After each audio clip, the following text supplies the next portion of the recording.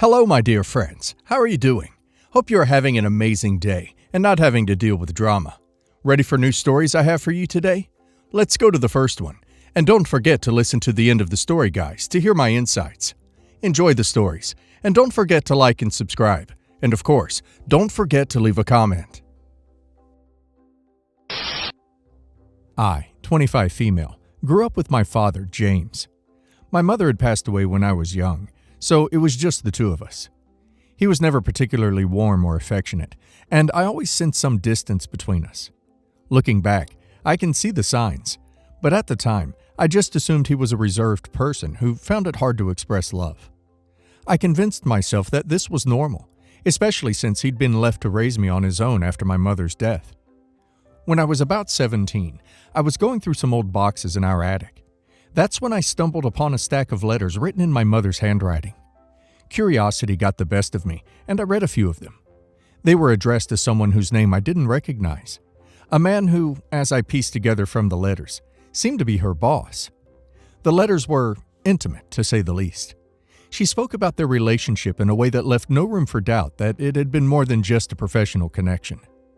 One letter was addressed to her sister, my aunt, and in particular hit me like a ton of bricks. In it, she admitted that she wasn't entirely certain who my father was.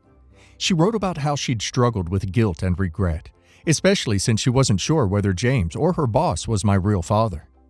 I was shaken to my core. Here I was, 17 years old, and suddenly questioning everything I thought I knew about myself. But I didn't say anything to James. The thought of confronting him about it felt too overwhelming, and deep down, I feared his reaction. I tried to bury the knowledge and move on, but I couldn't shake the feeling that everything was going to change. I told myself that it was just a mistake, or maybe it was something my mother had only thought about and not acted upon. Part of me desperately wanted to believe that James was my father, and that this revelation wouldn't matter. So I kept quiet, hoping it would all go away. Then, shortly after my 18th birthday, James sat me down and dropped a bombshell. I'll never forget the look on his face. Cold, distant, and full of contempt. He told me he learned the truth about my parentage from my mother's sister.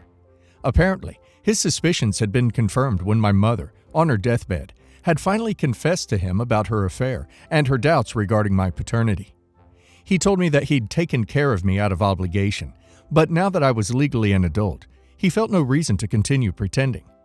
In his words, I wasn't his daughter, and he didn't see why he should continue supporting me. I was stunned. I tried to reason with him, pleading that I hadn't known and that I'd always believed he was my dad. But it was like talking to a wall.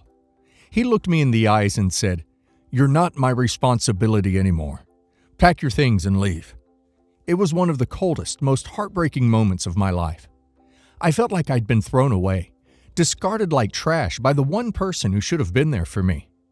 I left his house that day with nothing but a duffel bag of my belongings. I didn't have anywhere to go, no money, no family willing to take me in. My mother's side of the family had always been distant, and it seemed they wanted no part of this mess. So I bounced around, sleeping on friends' couches and working multiple jobs just to scrape by. I had to put college on hold and focus on simply surviving. Every time I thought about what James had done, the pain hit me all over again.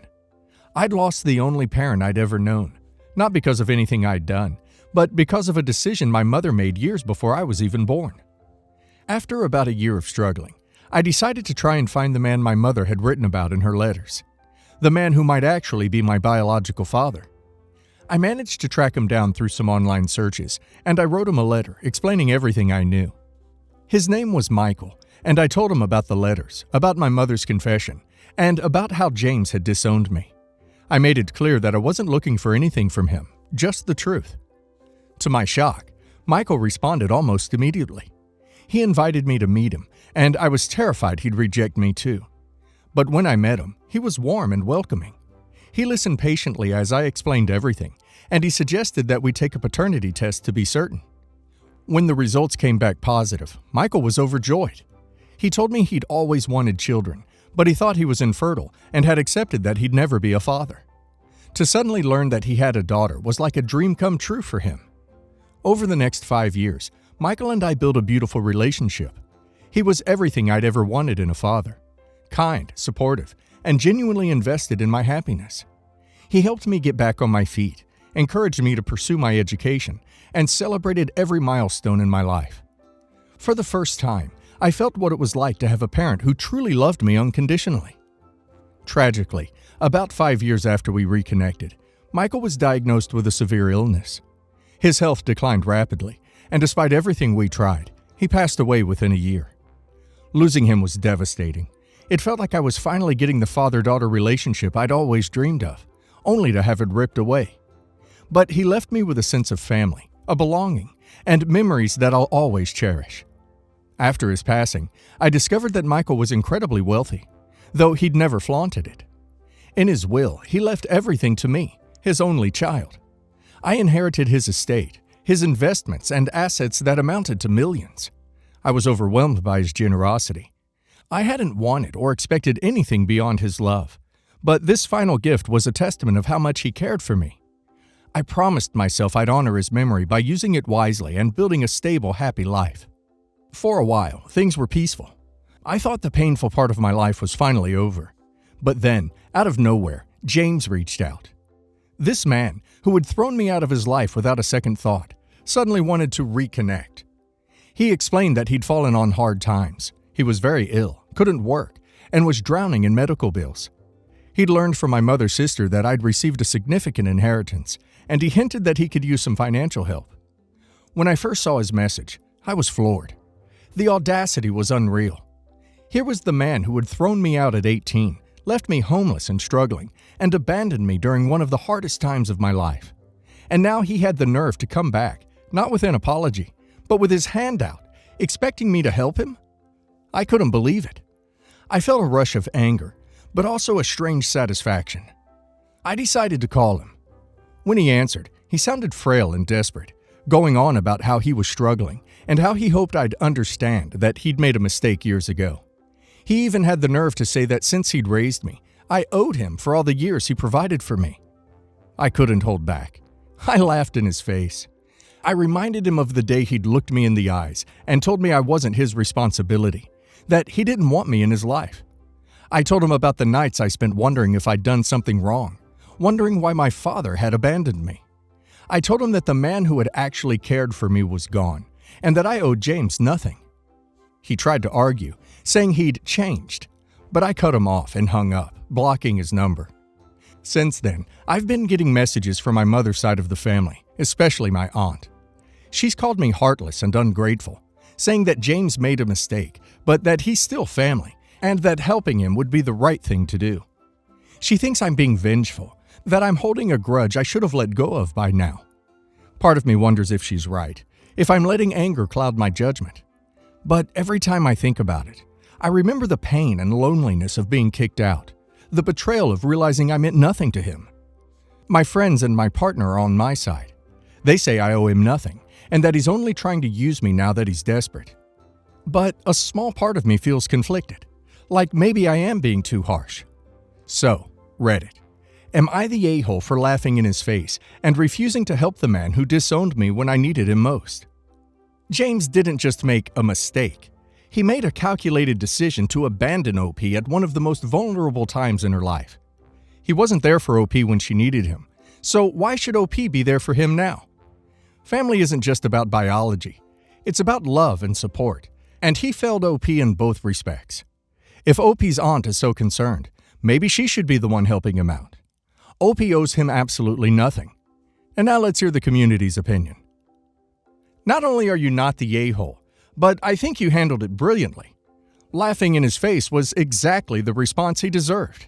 He threw you away without any regard for how it would affect you, and now that he's in trouble, he wants to come crawling back? That's not how family works. He had his chance to be your father, and he blew it. You don't owe him a single penny, or even an ounce of sympathy. Enjoy the life your real dad, Michael, wanted you to have. Not the a-hole. People who say family is family often forget that family should actually act like family. James threw you out when you were just a kid and never once checked on you or offered an apology. It's telling that he only wants to reconnect now that he knows you have money. You didn't ask for this situation, and you certainly don't owe him for his cruel choices. Let him face the consequences of his actions. He made his bed. Now he has to lie in it. Not the a-hole. You're showing remarkable strength and self-respect by standing your ground. James had 18 years to act like a father, and instead, he chose to abandon you. Now he only sees you as a potential cash cow, not as a daughter he wronged. Your mother's family is wrong to try and guilt you into helping him. Your real father, Michael, showed you love and treated you with kindness. Honor his memory by taking care of yourself and building the life he wanted for you. You deserve to live in peace, free from the people who only want to use you. Context: I, 19 female, start college next week. Nothing crazy, just community before transferring. When I was 16, my stepdad's aunt gave me $5,000 for college. My stepdad deposited into his account so I wouldn't have access to it until I was 18, which I was skeptical about, but okay with, since my mom is usually the one that recklessly spends or uses my money. Well, about a month ago, I found out that the money is gone. Apparently, it was used for my mom's car payment and the mortgage during virus. Obviously, I was angry and upset. She showed me her regular car payment and I kinda just let it subside. Well, today I told my grandma about it in casual conversation, and she brought up some points I hadn't thought of. Number 1, my mom was shopping beyond her means during virus with her stimulus money.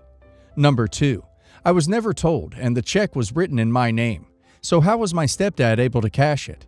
Lastly, his family more than likely doesn't know. She's livid about it, and usually I'm very confident and argumentative, but I know this would cause a massive rift in my family, and I don't know if I want to deal with that. Info: my mom was still in college and was a waitress, so she wasn't making much money. My stepdad worked for Stat Medvac, but due to some issues with higher management, was out of work for a few weeks. Update: I talked to some family on my mom's side and have come to somewhat of a conclusion. At some point in the next 2 weeks, I'll be sitting down with my parents and come to an agreement on how the money will be paid back over the course of the next 3 years. I'm graduating early. If during the next year I don't receive any money or assistance from them, then I'll be talking to the aunt and my stepdad's family as a final resort. I'll also be meeting with a counselor from my school this week to get resources for therapy, so I can healthily process whatever may happen over the next few months, and to make sure that I've processed any past trauma healthily. Not the a-hole. Your parental figures went behind your back and stole from you. They didn't tell you till you noticed it. Not the a-hole. If your stepdad's aunt can get a copy of the check through her bank, you can look at it to see if they forged your signature. She may not be so cooperative since it is her relative that stole the money. Go to her yourself and ask about the check. Let her know your stepdad deposited into his account to hold it for you, but that you're now concerned because he said it was gone. Ask her advice on what you should do. You can tell her how much it meant that she made such a gesture in the first place, but now you're just confused and concerned. Going to her for help and guidance will get you more than anything. This isn't something you can fight on your own, since it seems like your mom doesn't have your back here. No one in the family likes mother-in-law's husband for a couple of reasons. He works in an immoral industry and admits he will do anything for money. He is very pompous, competitive, and likes to take digs about everyone's financial situations. He was a lazy parent to his own children, and a cold and jealous stepfather to his stepchildren. Really, mother-in-law is the only person who likes him. She gets an entirely different side of him, but at the same time, I feel she can't just ignore who he is. My 13-year-old daughter is a very smart and intelligent girl, and has decided to be no contact with him. We fully support her, and she no longer attends family events.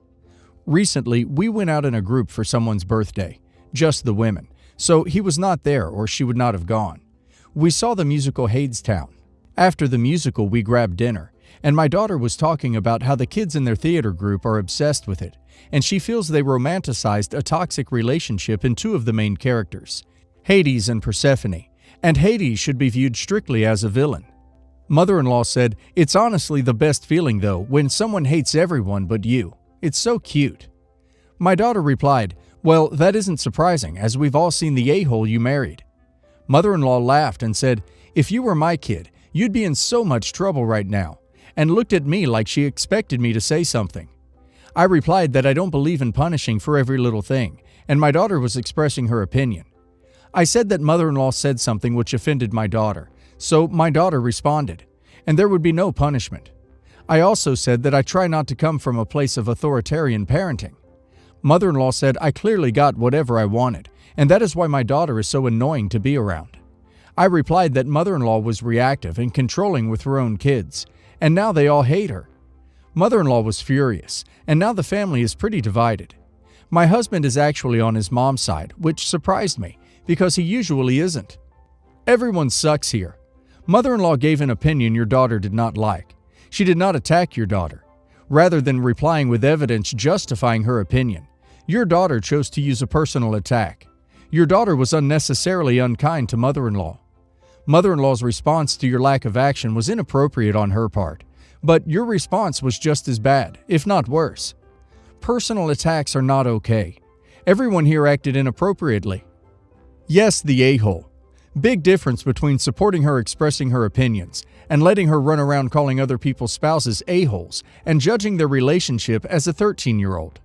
That is rude and uncalled for, and she should be told as much. Otherwise, she is in for a very rude awakening in life. Not surprising from an adult describing that as clapping back.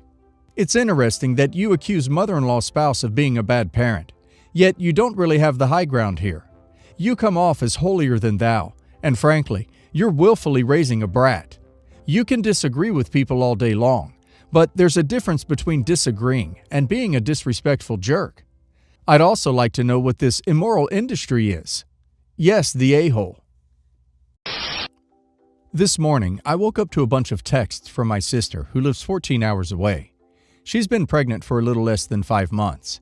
She was supposed to be the maid of honor at my wedding, but she delivered the news that the doctor told her she had a miscarriage. I can only imagine the grief my sister is going through. She can't attend my wedding, and even though everything is already booked and we had some guests flying in for the wedding, I just can't have it without her. I thought my fiancé would understand, but instead, he got extremely upset. We've been planning this date for a while now because it's his mother's birthday and very special to him. But it would make my sister devastated if I had it without her, since I know she was looking forward to it. She said she just wasn't ready to celebrate anything at the moment, and as her sister, I feel like it's my responsibility to comfort her. It's early in the morning where I live, and we're preparing for the wedding tomorrow, but I can't stomach having my special day without my sister. I told my fiancé, and after I finish writing this, I'm going to start packing. I need to be with my sister right now. I know everything has already been planned out, and I'm ruining a lot by doing this, but I have to put family first. My fiancé is definitely mad and called me an a-hole because of it. So I was wondering, am I the a-hole for canceling my wedding last minute to be with my grieving sister? You have to do what's right for you, and if the most important thing is your sister, then absolutely pack your bags and go to her. I sympathize with her loss. And afterwards, don't come back. Your fiancé deserves a partner whose priority is him. Sororital miscarriages do not outweigh weddings for most of us, so I side with the groom. This is the kind of thing you note of in a marital toast, while carrying on, then sending a wedding video to the person who couldn't attend. Yes, the a-hole. You think your sister was looking forward to your wedding more than your fiancé. Remember to return the engagement ring. You are wasting tons of money, tons of other people's money, and their time for one person. If you're willing to let everyone else around you crash and burn for your sister, then that's your choice. But that would be a deal breaker for me if I was your fiancé. There would be no rescheduled wedding. Do you even care about your wedding? It's entirely in your right to prioritize your sister, but don't expect others to stick around, especially not your fiancé. He deserves someone who puts him first on his wedding day. Yes, the a-hole. Edit. After one tough talk with my fiancé, we're not canceling the wedding. We're going to have it despite the loss of my niece and record it to send to my sister when the time comes. We made up for the most part and decided we aren't going to have a maid of honor at our wedding. Thank you guys. Would have made a stupid decision without 99 people calling me an a-hole. I was in labor for 26 hours and was in a lot of pain as I didn't take an epidural. My husband was constantly on the phone, either playing games or talking with his bros, being really loud. When I asked him to please hang up, he'd hang up the phone and then like 10 minutes later call them back. He really wanted to talk to them because his friends went on a boys' trip without him because I asked him to stay back so he could be here when I went into labor. They were calling to tell him about how their trip was going. He apologized to them, blaming it on me being a nag. I was really annoyed and told him if he wanted to talk to his friends, he could do that elsewhere, so I can be in pain in peace. He was like, "All right, fine, baby. I'll just call them back later." So I had about 20 minutes of peace until his mom FaceTimed him, where he proceeded to put me in the video call. His mom makes a comment about how she remembers when she was in labor with him and that she still did herself up. She even claimed she looked so good the doctor was even flirting with her. I was holding back everything inside me not to say something, as I didn't want to disrespect my mother-in-law. But at the same time, she sometimes just makes the stupidest comments at the worst times, and at this moment, I could not stand talking to her. A nurse ends up coming in and could tell I was upset, and asks me if everything was all right, and I tell her I just really want to be alone.